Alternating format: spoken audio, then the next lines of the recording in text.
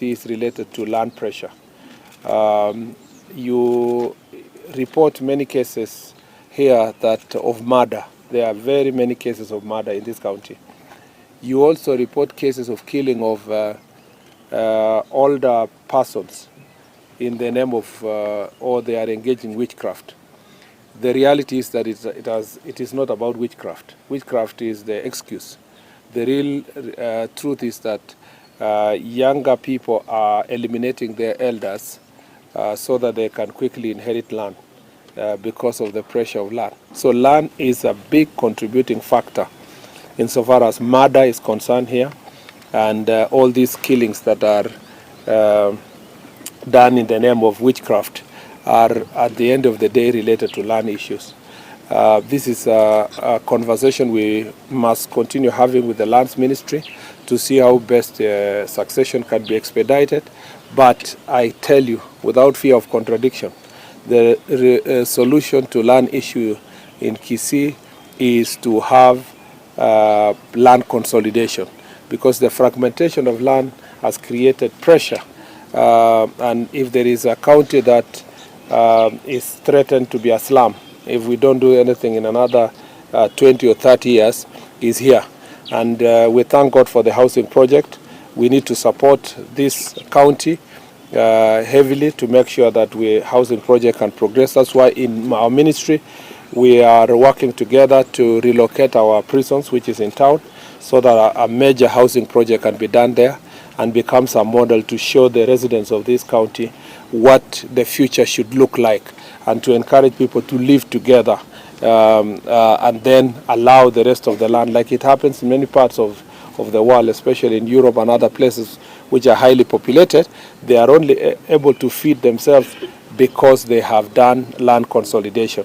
We also want to encourage as many people as possible to avoid to embrace burials in public cemeteries that are designated, and that should be the future.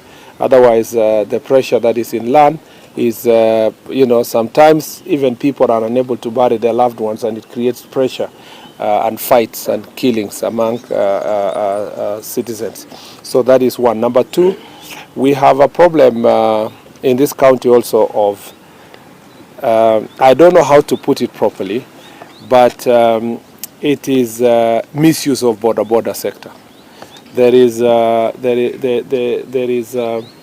a great fear in this county that some of the border operators are being hijacked for criminal purposes in the name of political support, and it is on both sides of the political divide, and it has led to very ugly incidences here. Some of the persons who used to operate under the proscribed groups in this county have gone and hidden themselves in border. The danger is what we saw on 1st of September, where there was a very ugly scene in this town. We want the border sector to be regulated independent of political interference. And we want the NTSA to work together with the relevant authorities in county and national government to license the border circles and to regulate and punish those who are involved in criminal activities. Some of these border groups are being used to harass people, beat them, torture, and this is not a security team that there will be a major crackdown with the support of security officers from the national level to support the county security team to bring order in the border sector. And we will do so without fear or favor, without ill will, without considering political affiliations, because we want the people of Kisii to live in a peaceful environment. So that is one challenge. When we talk about goons and gangs in other parts of the country, it represents itself in Kisii here in the form and style of errant border operators. Now, this gives a bad name to many border peacefully. and we must protect them by making sure that the few elements who are involved in criminal activity are brought to justice. I want also to emphasize here that in the same sector, we must find a way of ensuring that the economic activities can benefit young people, because it's a multi-billion economy. It's important that they are properly organized, and we want to request county government organize the border sector to be an employer, not to be seen as a respectable profession, you know, as a respectable transport sector that can supporting security operations. In some counties, and I'm very impressed in some of these counties, it's actually the border chair sits once in a while in the county security team, and the county security team benefits immensely from the intelligence that is collected from the border sector. There is no reason why it should not be the same in Kisii, where a properly organized border sector, where their leadership is consulted and they work together with the county security team so that they can foster good security in this area. We want to also, the third issue that is of great concern here is defilement. This is a problem across, it's heavy on the western side, where we had passed Jukwa, La Usalama the other week, and this week, from yesterday in Migori and now here, it's also evident that it is a big problem in this place. We just want to say that this requires a whole society support, because most of the children are being defiled by people they know, relatives, teachers, people who would have been caregivers to those children. We want to ask, and that is the conversation I'll have with the chiefs and assistant chiefs, to hold more barasas, create awareness, but also make sure that they take responsibility to ensure that cases of defilement are reported. The cases are high where during school holidays, and it's of great concern because in another 1 month children will be going for long holiday and they will be home for almost 2 months, and that can be really catastrophic. We have to find ways of ensuring that they are protected. In some instances, some of the children are being defiled on their way to school. Some schools require children to be there by 6 in the morning. So you get some of them leaving home by 4, 5. That is really unacceptable. It is against the school, the rules that are governing education, and we want to ensure that all the schools should support our efforts to make sure that children are operating in safe environment. We want also to ensure that children are protected from labor, forced labor at night, day, that leads to exposure to this environment. Again, I go back to our border operators. We rely on you because you are all over to protect these children. And we don't want cases where transporting also children back to and from school, some of the operators take advantage of these children and engage in acts of defilement. As such, we want to appreciate that the courts have taken this matter seriously. We have, in the last, I think I'm told 9 months, we have about 157 suspects who are now in court, and most of them are in remand. This is impressive, and we need to continue. We need also the county government to establish a rescue center. We know that we had a vast discussion with the county women MP. She's doing something about that, and we need to support this sector, and county government needs to have as many rescue centers as possible to protect our children. I think those are basically the main DIG. Those are main things, yeah. Yeah. And so the small issue of border conflict and stock theft, I think it's contained. The last time we had Baraza in Borabu, there at the border between Kisii and Narok, I think we've made very good progress, and I want to thank the security team. I want to thank the team. I want to thank county and regional security team for continuing with Barazas to make sure that this is dealt with. Last, which I almost forgot, is the question of drugs. and proliferation of illicit alcohol. This is also a very serious problem in this county.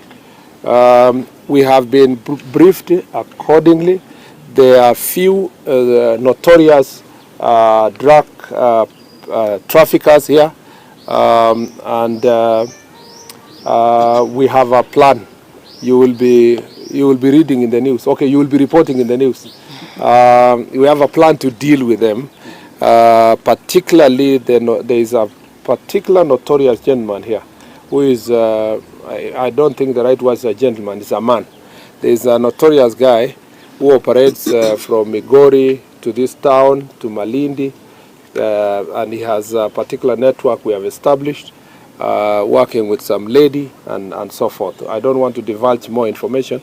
We will be taking greater action. In the past, the courts have been very lenient to them, so we will have to devise more ways of making sure that drugs, dealing in drugs, selling drugs, drug trafficking is a transnational crime, and their connection from Tanzania all the way to other parts of the world. We must make them, they must feel the pain of engaging in this business, including confiscation of their property and their assets, and a lot of work will be done by the National Police Service to make sure that that is dealt with, we will show the people of Kisii and Kenya that there is no one who is untouchable. In some parts of the country where we have gone, we have dealt with such cases decisively. We also have cases of changa and other illicit alcohol. A lot of work is going on. We are going to have a conversation with our chiefs how to bolster that, the work they have been doing. But we also want to insist that we still need the support of the members of the public in that regard. Asante sana. I'll take 3 questions and then we call it a day. Question number 1. Let me start from there. How did you know that yours is number 1? Start from you. Thank you, CS. My name is Biwan Omari from TV Africa. Now that we have got to buy elections in November. It's called Ndizi? Yeah, TV. Ndizi TV. Very good. Now that we have got to buy elections in November, and we all know learners are preparing for their final examination, we've seen disruptions before. What is the safety measures from the internal ministry to make sure they are not affected by the disruptions of the political rally? I think that the by-elections of November are very few, confined to particular areas. Of course, to start with, schools are a no-go zone in terms of campaign infrastructure. But you can see how IEBC has been able to ensure that the election day is after the exam. So meaning that most of the polling stations, which are schools, can now be used for the elections, because by that time all the examinations will have been completed. What we only want to protect the students is from disruptions of political activities. And since candidates, as per the law, are required to work with IBC on their campaign program, including their campaign meetings, we just want to, IBC will have to help us work out that campaign schedule in such a way that it will be, the meetings and barazas will be far away from education institutions, so that they don't disrupt schools and students who are preparing for the exam. And then you can be number 2 now. Yeah. Question number 2. You are a career lawyer, the CS for that matter. Does it bother you that young youth who are protesting also rotting in prison, facing terrorism charges? Yeah, there is no, crime doesn't have a person.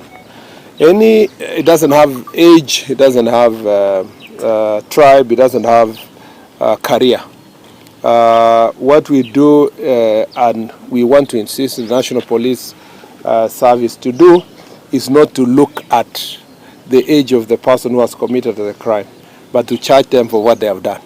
So any person who was involved in burning police stations, burning government institutions, burning people's businesses, and so forth, will be charged for terror, because that is what the law states, and we will make sure that the prosecution takes as serious as possible, and we hope that we can get a number of convictions for terrorism, to be an example to all those who are messing up with protests. Protests and as defined in Article 37 of the Constitution, is supposed to be peaceful, is supposed to be passing a particular message. There is no exercise of this freedom of expression is not meant to hurt people. There is nowhere written that you are a peaceful protester if you are burning somebody's property, causing violence, throwing stones, beating people. So if you do those things, you are not a protester. You are not. You are actually not protected by the law. It is you who is a danger to others, and we must protect the others from yourself. So we want to encourage everybody, regardless of their age, political affiliations, tribe, religion, to follow the law. Yes. Last. Yes, my name is Chris Pinoteno from citizenTV. My question is, sometimes back we also received some reports from section of, let's say, Kumekucha South, a constituency, where there was an emerging criminal gang, but apparently the security team from this region dealt with it. And my question is, what's the security team doing probably to ensure that they tame emergence of criminal gangs, not just within Kisii County, but we've also seen the same in coastal region? I think a lot of good work is being done by security teams across the country. As I explained when I was in Western, there are too many criminal gangs operating in the western part of the country, for example. 42 brothers, 47 brothers, 18 brothers, jobless, what? Here we had Sungu Sungu. You have also 24 brothers here. And if you investigate, there was also kenyanYoutuber. Was it? Yeah, kenyanYoutuber in Bungoma and other places. All these gangs are being dismantled by the security teams across, and I'm happy with the work that the security team is doing. We have Sungu Sungu here, Chingororo. The other one was Amachuma, and so forth. And sometimes they hide, behind different formations. But I'm happy with the work that the security team is doing. Sometimes they need support from the headquarters to make sure that we dismantle these criminal gangs. I think that by the end of our Jukwa, which will be in another 2 weeks, we will have compiled the strategies that we put in place, and perhaps we will need some kind of a strategy at the DCI headquarters on how to deal with the emergence of gangs all over. I know, of course, the most difficult challenge faced by the National Police Service in dealing with gangs is in Nairobi and its environment. But eventually I will be addressing the nation towards the end of this year on the number of things we have done and what we plan to do going forward on this issue. But in the meantime, I'm happy with the interventions. Every time we have had discussion with the National Police Service and the security teams on the ground, very good interventions have been put in place, and they are bearing fruit. We just need to deal with their ringleaders to make sure that the place is sorted. The last gentleman there. Unless there is another burning, but it's last. My question is, yesterday an officer commanding station in Migori appeared heavily intoxicated in a meeting. Many people are wondering, of course, the speculations have been started, I don't know, predicted, I have no idea. People are wondering, what is the fate of that OCS? Is it also linked to the welfare of police, mental health issues, and how is that supposed to be reviewed?